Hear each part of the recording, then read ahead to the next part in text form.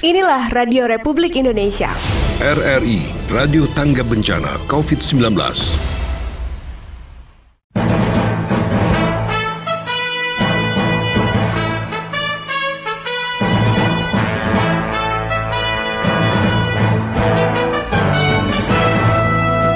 Rote hari ini.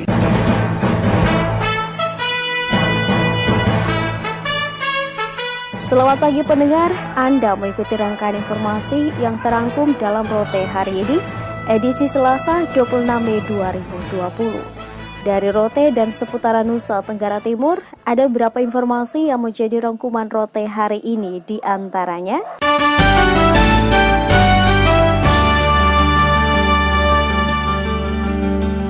total pasien positif COVID-19 di Nusa Tenggara Timur bertambah 3 kasus, total 85 kasus positif. Laporan Rudi Hartono. Jumlah kasus positif COVID-19 di Provinsi Nusa Tenggara Timur Senin 25 Mei 2020 terjadi penambahan 3 kasus positif COVID-19 sehingga total kasus terkonfirmasi positif COVID-19 di Provinsi NTT menjadi 85 orang. Demikian disampaikan Kepala Dinas Kesehatan Provinsi Nusa Tenggara Timur Dominikus Minggumere kepada awak media Senin 25 Mei 2020 di depan kantor Dinas Kesehatan Provinsi Nusa Tenggara Timur. Domi Mere mengatakan dari hasil yang diperoleh dari Laboratorium Biomolekuler RSUD Profesor Dr. Weset Johannes Kupang ada 3 kasus terkonfirmasi positif COVID-19, 2 dari Kabupaten Nagekeo yang merupakan klaster Magetan, 1 dari Kabupaten Sumba Timur yang merupakan klaster dari STT Grogol. Domi Mere juga menyampaikan ada 5 orang yang merupakan pasien lama masih positif setelah dilakukan swab ulang, yaitu 4 dari Kota Kupang, 1 orang dari Nagekeo, sehingga total positif di Nusa Tenggara Timur menjadi 85 orang. Dari 85 orang itu di antaranya 7 sembuh, 1 meninggal dunia. Saya sampaikan ke rekan-rekan media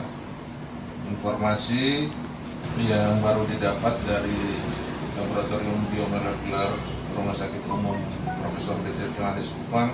Ada 3 pasien terkonfirmasi COVID-19 positif dari 48 spesimen yang diperiksa.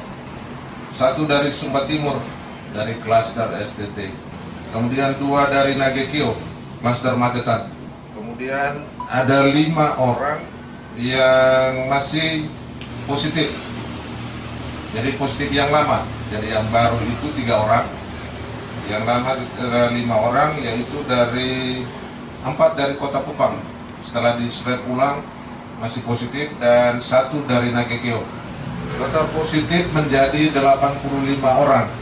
Hari ini, dari 85 orang, 7 sudah sembuh, 1 meninggal. Sedangkan ada 24 orang yang hasil pemeriksaan swabnya dinyatakan negatif, diantaranya 1 dari Sumba Timur, dari Nagekeo 1 orang, dari Beru 4 orang, dan dari Kota Kupang 18 orang. Hari ini ada juga hasil yang negatif, 24 orang, dari Sumba Timur 1 orang, dari Nagekeo 1 orang, dari Beru 4 orang, dan dari Kota Kupang ada 18 orang yang hasilnya negatif. Jadi total yang negatif itu ada 24 orang. Untuk diketahui total sampel swab yang dikirim ke laboratorium hingga saat ini mencapai 773 sampel yang sudah diperiksa, sebanyak 436 yang dinyatakan negatif dan masih menunggu pemeriksaan. Ada sekitar 200-an sampel swab yang terus dilakukan pemeriksaannya mulai hari ini dan seterusnya. RRI Rote Rudi Hartono melaporkan. Di hadapan pejabat tinggi Pratama dan pejabat administrator Rotendao Terlantik,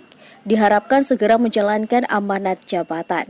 Pernyataan itu disampaikan Sekretaris Daerah Kabupaten Rotendao saat serah terima jabatan. Laporan Kepi Hurekmaking.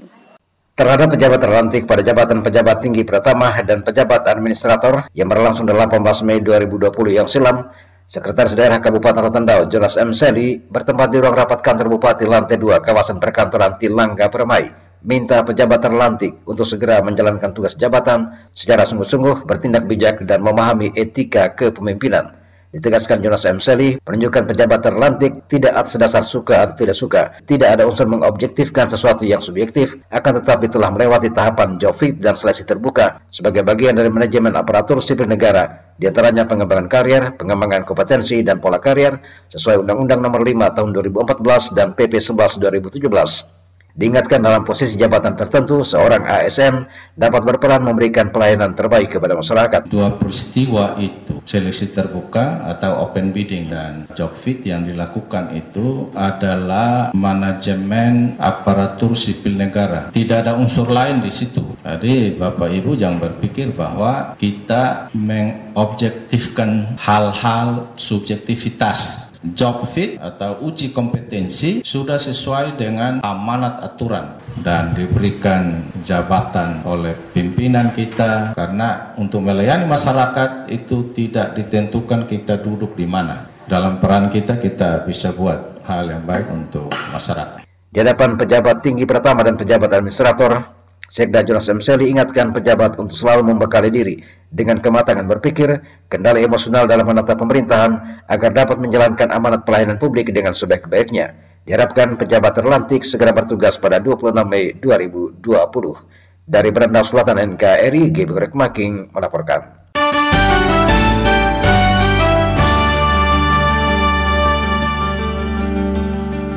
Memastikan penyaluran bantuan di tengah pandemi COVID-19 tepat sasaran, anggota DPRD Kabupaten Belu membagi tim melakukan pengawasan di 69 desa, 12 kelurahan se-Kabupaten Belu. Laporan Feby Leolede. Dampak sosial dan ekonomi di masyarakat terjadi akibat pandemi COVID-19. Untuk menanggulanginya, pemerintah pusat memberikan intervensi berbagai program bantuan untuk masyarakat yang terdampak. Di Atambua, Kabupaten Belu, penyaluran bantuan sosial tunai BST, bantuan langsung tunai, BLT dana desa, BLT Kemensos, dan bantuan pangan non-tunai sudah mulai disalurkan sejak April hingga Mei ini. Untuk memastikan berbagai bantuan tersebut tepat sasaran dan tidak terjadi pendobelan pada penerima bantuan, anggota DPRD Kabupaten Belu melakukan pengawasan di 69 desa, 12 kelurahan se-Kabupaten Belu. Anggota Komisi 3 DPRD Kabupaten Belu, Aprianus Hale, mengakui banyak pengaduan masyarakat terhadap penyaluran bantuan yang tengah dilakukan. Karenanya DPRD melakukan pengawasan sehingga bantuan tidak ada permainan. Dikatakan dari pengawasan yang dilakukan, terjadi miskomunikasi di masyarakat, juga terdapat perbedaan data yang ada di desa dan di dinas sosial seperti di Raimanuk dan Leontolu. Karenanya perlu menjadi perhatian pemerintah daerah dalam penggunaan data yang akurat. Ada beberapa kesimpulan sementara yang kita lihat bahwa yang pertama ada miskomunikasi, yang kedua ada masalah data yang tidak sinkron antara data desa dan data yang ada di dinas sosial. Karena contoh ada beberapa kasus di Raimanuk, misalkan Leontolu dan Tesain itu nama-nama kakak yang lain ada di BLT dan yang lain ada, dan nama tersebut juga ada di BST. Jadi terlihat ada pendobelan, sehingga ya dalam regulasi mengatur bahwa tidak boleh ada pendobelan dan ternyata terpaksa tidak bisa terima. Oleh karena itu, untuk sementara kita melihat bahwa yang perlu diprioritaskan untuk dibagi terlebih dahulu ini adalah bantuan yang dari pusat. Menurut Aprianus Hale, masyarakat penerima bantuan dampak COVID-19 tidak hanya masyarakat miskin, tetapi juga masyarakat umum selain TNI Polri, veteran dan ASN, sehingga perlu menjadi perhatian agar penyaluran bantuan dapat diperoleh seluruh masyarakat yang terdampak COVID-19. Dari keluhan ada pengaduan yang ada, kita juga menyampaikan kepada para desa, kepada masyarakat bahwa untuk sementara biarkan saja dulu semua kepala desa bersama partnya bekerja, dan jika dalam proses ini setelah kita gunakan APBD untuk mengakomodir itu pun masih ada masalah yang dianggap ganjil atau ada polemik, maka minggu depan ini DPRD mengagendakan untuk turun dan undang semua elemen terkait untuk kita bertemu di kantor desa dan mengklarifikasi apa-apa saja yang menjadi masalah bagi masyarakat. Sebagai wakil rakyat, pihaknya memastikan pengawasan akan terus dilakukan sehingga bantuan yang diberikan pemerintah dapat dimanfaatkan masyarakat untuk kebutuhannya di tengah situasi yang sulit saat ini. RRI Atambua, Feby Leolede melaporkan.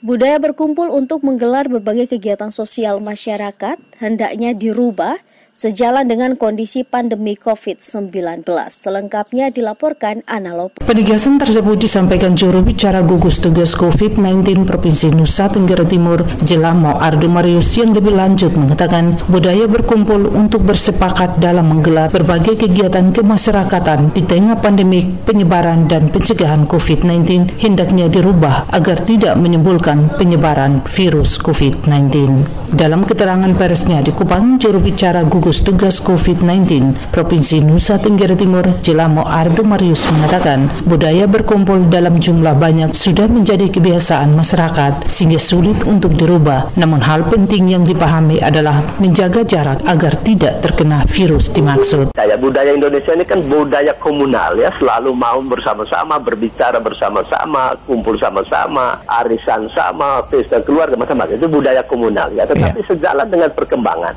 kita harus mengubah budaya ini ya. Tidak seharusnya budaya komunal ini dipertahankan dalam situasi seperti ini, dan para pimpinan OPD di seluruh Nusa Tenggara Timur kita harapkan untuk bisa memantau dan diharapkan akan mengurangi hal-hal yang tidak diinginkan.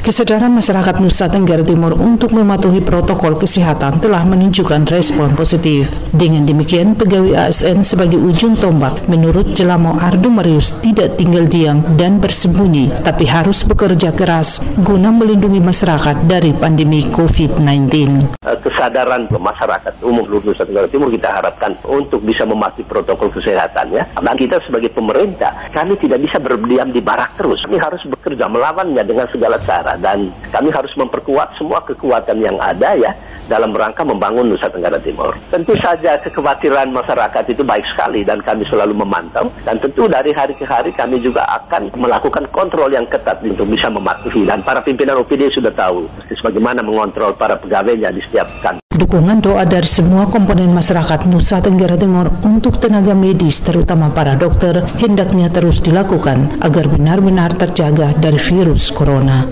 RRI Kupang, Ana Lopo melaporkan.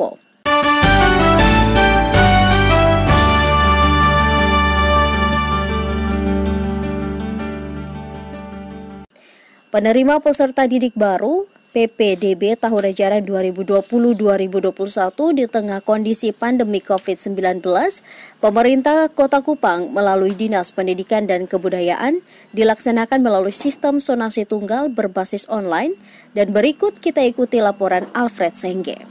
Langkah terobosan yang dilakukan Dinas Pendidikan dan Kebudayaan Kota Kupang melalui konsep inovasi kebijakan yang akan menjadi rujukan bagi semua lembaga pendidikan mulai dari tingkat sekolah dasar hingga menengah pertama atau SMP di Kota Kupang dalam memasuki musim penerimaan siswa baru tahun ajaran 2020-2021, khususnya di tengah kondisi pandemi COVID-19. Menurut Kepala Dinas Pendidikan dan Kebudayaan Kota Kupang, sifatnya lebih kepada upaya penyederhanaan atas kebijakan nasional dari sistem PPDB berbasis sonasi yang dilakukan dengan mempertimbangkan efektivitas pengimplementasian pada tahun ajaran 2019-2020. Sehingga pada penerimaan siswa baru kali ini, Dumulih Jami katakan Dinas Pendidikan dan Kebudayaan Kota Kupang akan menerapkan sistem sonasi tunggal berbasis online dalam PPDB 2020-2021. Juknis internal kota diharapkan lebih baik dari tahun-tahun kemarin. Kalau tahun kemarin itu ada zona 1 dan zona 2. Kenapa tahun ini hanya satu yang disebut dengan sonasi saja, tanpa ada zona 1, zona 2? Belajar dari tahun-tahun kemarin, yang jadi masalah itu kan ketika orang tua atau siswa masuk pada link SMP yang bersangkutan, mereka tidak diterima.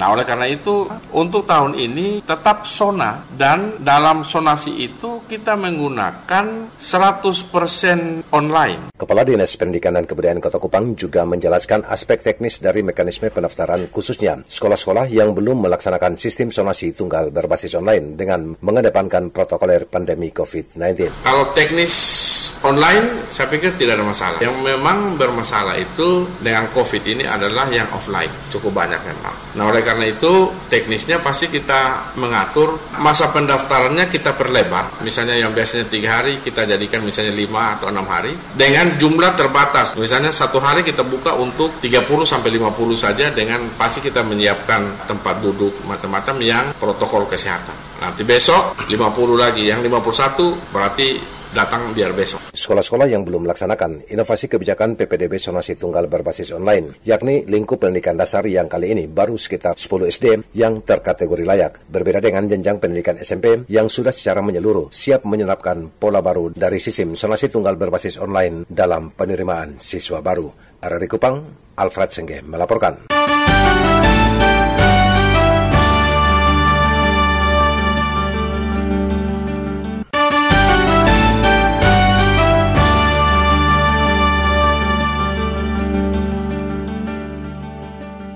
Dengar, demikian rangkaian informasi terkini yang disampaikan melalui Rote hari ini. Atas nama kerabat kerja yang bertugas, saya Dina Yulianti mengucapkan terima kasih dan selamat pagi.